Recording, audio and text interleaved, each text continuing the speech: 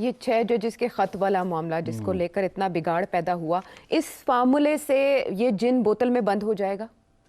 नहीं, देखिए सवाल ये है कि ये फॉर्मूला पेश क्यों किया जा रहा है, फिर ये कि क्या इसके साथ will the genie be put back into the bottle. अच्छा, पेश क्यों किया जा रहा है? पेश क्यों किया जा रहा है? शायद सूरत हाल कोई ज्यादा ही बिगड़ गई, जैसे आपने हाँ, बिल्कुल बिगड़ी है। आपने मायूसी का इजहार किया था। बिल्कुल बिगड़ी है और मायूसी का इजहार करना जायज़ है।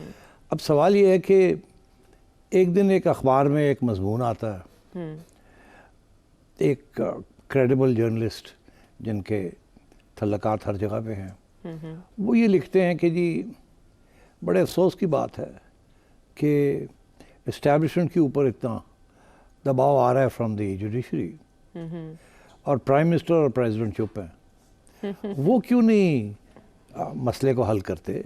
वो क्यों चुप हैं? अच्छा, क्योंकि दोनों इदारे जो हैं बड़े अहम इदारे हैं रियासत के, आपस में लड़ाई हो रही है, तो फिर सदर साहब और प्राइम मिनिस्टर को रोल अदा करें। ये क्या बात हुई कि इस्टेब्लिशमेंट को छोड़ दिया आपने? और वो जज हजरात लगे हुए हैं, तो इससे तो बहुत नुकसान हो जाएंगे। अच्छा। तो आप दोनों को भी तो चाहिए कोई पॉजिटिव रोल अदा करें। अच्छा, उसके बाद फिर राणा साहब का ये बयान आता है, ठीक, कि जी और कोई हल ही नहीं है सिवाय इसके कि हम लोग बैठ के इन दोनों इंस्टीट्यूशंस के दरमियान कोई समझौता कराएं, कुछ मुखमुखा कराएं, कुछ ब्रिजेस बिल्ड करें, कुछ मिसअंडरस्टैंडिंग्स दूर करें। तो इसकी नौबत क्यों आई है? ये पहले भी तो जुडिशरी जो है वो हुकूमतों के ख़िलाफ़ जाती रही है जी। तो क्या उस वक़्त इस्टेब्लिशमेंट ने कोई रोल अदा किया कि जुडिशरी को रोका जाए? इनफैक्ट माजी में तो इस्टेब्लिशमेंट जो माजी की इस्टेब्लिशमेंट थी वो तो जजेस को उकसा के सियासतदानों के ख़िलाफ़ कार्रवाई करवा देती, एज अ टूल इस्तेमाल होती थी, टूल इस्तेमाल होती थी। तो अब मसला ये बना, मैं आपको बताऊँ क्यों ये बातें शुरू हो गई हैं। जो सियासी हुकूमत है, जाहिर है वो प्रेसिडेंसी और प्राइम मिनिस्टर एक ही अलायंस का हिस्सा है, तो दो अलग तो है नहीं। पीपल्स पार्टी और Noon league they together in this. और जो एक्चुअल डील हुई है वो between peoples party and Noon league एक तरफ और एस्टेब्लिशमेंट दूसरी तरफ, डील तो ये हुई है। मगर दोनों पीपल्स पार्टी और एस्टेब्लिशमेंट और नून लीग ये फील कर रहे हैं, ये मैं अब आपको तज्ज़िया अपना दे रहा हूँ। अच्छा। वो ये फील करते हैं, मेरा ख्याल है कि आपने हमें हॉट सीट पे बैठा तो दिया, मगर हॉट सीट तो बहुत ही हॉट है, इतनी हॉट है कि हम तो पता नहीं इलेक्शन आएगी अवाम तो हमें जूतियाँ मारेगी। ऑलरेडी अगर अवाम को मौका मिल जाए तो जूतियाँ मारने के लिए तैयार है वो। और हमसे आप ये काम करवा रहे हैं। हाँ। हमें तो कोई मज़ा नहीं आ रहा। हाँ। ठीक है, हम पावर में आ गए हैं, मज़ा तो कोई नहीं आ रहा। हम तो अपनी सिफारिशें भी पूरी नहीं करवा सकते। हमारे पास लोग आते हैं जिसकी वजह से हम सियासतदान हैं कि हम लोगों के काम करते हैं, फिर लोगों से वोट दिलवाते हैं, फिर हम दफ्तर ऑफिस में आते हैं, फिर ऑफिस में आके हम छोटी मोटी इधर उधर की चीज़ें भी करते हैं, अपना रोज़मर्रा की चाय पानी का भी इंतज़ाम होता है। तो आपने तो सारा बंद कर दिया, पावर आपने सारी ले ली, जिम्मेदारी सारी हमारे पे ठोक दी। ये मैं कब से कह रहा हूँ। तो अब ये थोड़ी सी हलचल हो रही है शुरू दोनों पार्टीज के अंदर। अच्छा। कि जी ये क्या बात हुई कि पावर सारा आपके पास, कौन यहाँ लगेगा कौन वहाँ लगेगा, हर चीज़ करने से पहले हमें आपको पूछना पड़ता है, हर चीज़। तो आप क्या करते हैं हमें बचाने के लिए? आप कोई कुछ करते हैं कार्रवाई कि हमें गाली ना पड़े? अच्छा। आप तो चुप करके बैठे रहते हैं पीछे।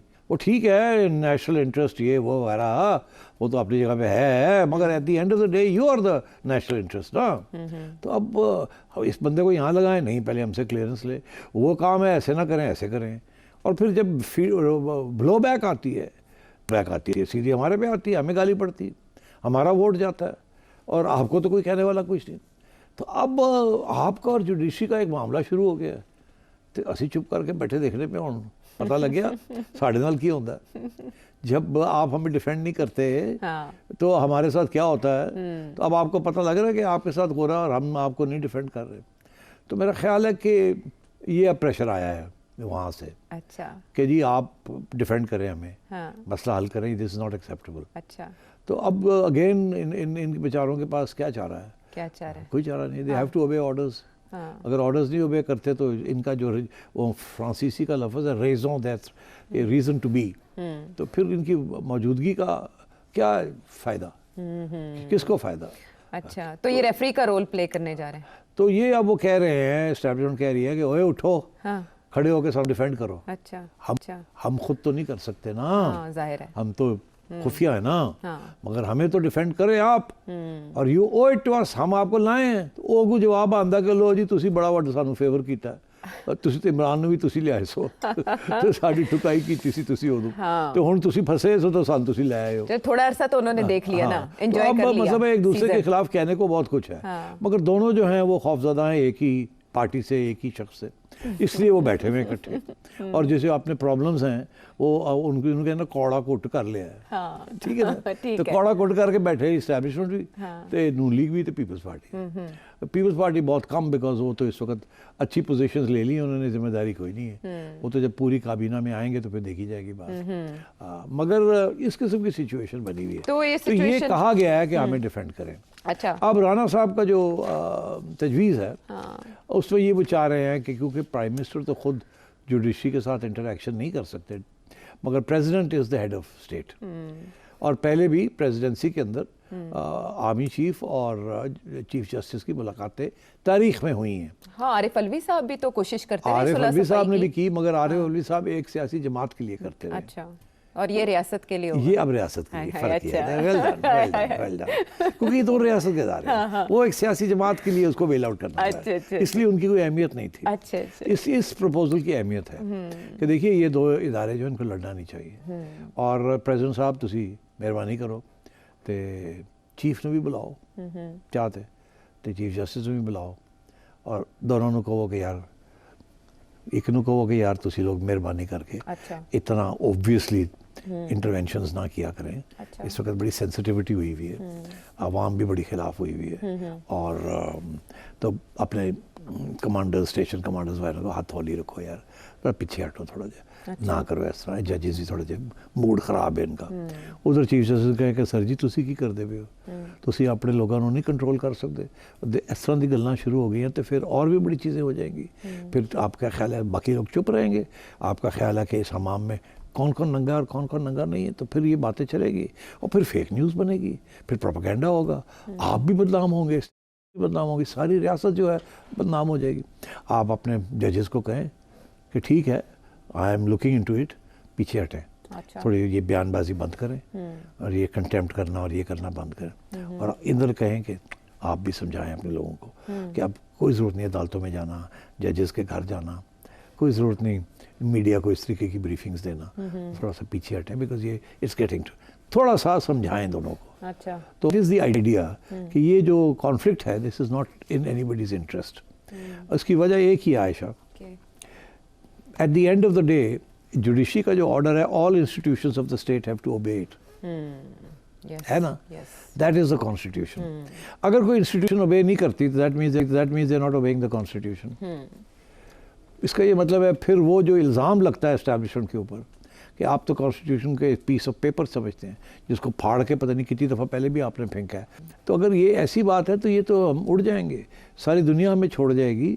हम तो अपने कॉन्स्टिट्यूशनल ऑर्डर के ऊपर हमारी थोड़ी बहुत जो रिस्पेक्ट रह गई है वो यही है कि वी आर अ डेमोक्रेसी और trying to be a democracy. और अब वो ज़माने गए कि जबकि बैरूनी मुल्क जो थे वो इस्टेब्लिशमेंट के साथ ही बात करना चाहते थे क्योंकि वो इस्टेब्लिशमेंट उनके मकासद पूरे करती थी। अब तो वो अफोर्ड ही नहीं कर सकते बिकॉज उनके यहाँ को मकासद लंबे चौड़े रहे नहीं, इसलिए उन्होंने तो फिर ही एक उनका मकसद रह गया, वो है न्यूक्लियर प्रोग्राम, और वो आपके कंट्रोल में है, एस्टेब्लिशमेंट साहब आपके कंट्रोल में है। अच्छा। और अगर आपकी बदनामी जो सूट करती है इंटरनेशनल कम्युनिटी को, क्योंकि अगर आप बदनाम होते हैं तो आपका कंट्रोल ओवर न्यूक्लियर प्रोग्राम वो स्लिप करता है, फिर आपके खिलाफ कार्रवाई करने के लिए ठीक है। इंटरनेशनल कम्युनिटी के पास बहुत से हथियार हैं, और एक सबसे बड़ा हथियार यही है constitution. You are not following the constitution. तो अगर आप सोच रहे हैं कि आप फिर मार्शल लॉ लगा देंगे, इमरजेंसी लगवा देंगे, ये स्ट्राइक डाउन हो जाएंगे, ये जुडिशरी नहीं रुकेगी। और इंटरनेशनल कम्युनिटी आपको नहीं सपोर्ट करेगी। सपोर्ट उसने उस वक्त किया था जब उन्हें अफगानिस्तान में आपकी ज़रूरत थी, सोवियत यूनियन के खिलाफ आपकी ज़रूरत है। अब आपकी कोई ज़रूरत नहीं, अब आप तो उनके पास भीख मांगने जाते हैं और आपको टाइट देखे कितना करते हैं। पहले आप भीख मांगते थे, खुद आके पैसे छोड़ देते। ये बातें आसिफ अली जरदारी साहब कर सकेंगे? मुझे हैरत है वैसे ये बातें आसिफ अली जरदारी साहब कर सकेंगे जो आप कर रहे हैं? नहीं, वो ऐसे तो नहीं, वो जरदारी साहब तो बड़े प्यार के साथ समझाएंगे। मीठा मीठा, हाँ, मीठे और मीठे, क्या कहते हैं, एक्चुअली भिगो सबको के पता मारना। है, इश्यू सबको पता है। हाँ। मैं तो ज़ाहिर है, मैंने तो प्रोग्राम बनाना है, तो मैंने थोड़े डिटेल में जाना मैं है। एक्चुअली ये जानना चाह रही थी आपसे कि इस तरह से आप चीज़ों को आर्जी तौर पर दबाएंगे नहीं, ऐसा नहीं कि आप उन्हें अंडर द कारपेट धकेल रहे हैं। सुप्रीम कोर्ट में भी तो ये केस चल रहा है ना। ज़्यादा बेहतर ना होता कि ये 6 जजेस के खत का मामला वहाँ ही तय होता और सबको नकेल डाली जाती, बुला के कुछ रेड लाइंस तय की जाती? वो उम्मीद यही थी सबकी कि चीफ जस्टिस साहब कंट्रोल कर लेंगे, मगर वो जो हालात है ना सुप्रीम कोर्ट में, चीफ जस्टिस साहब तो अभी एक बहुत ख़तरनाक तूफान से निकले हैं। जी।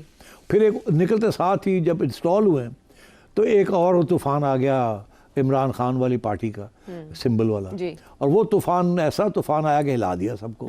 चीफ जस्टिस साहब भी हिल गए। अब वो भी अपनी प्लेस को रिस्टोर करना चाह रहे हैं।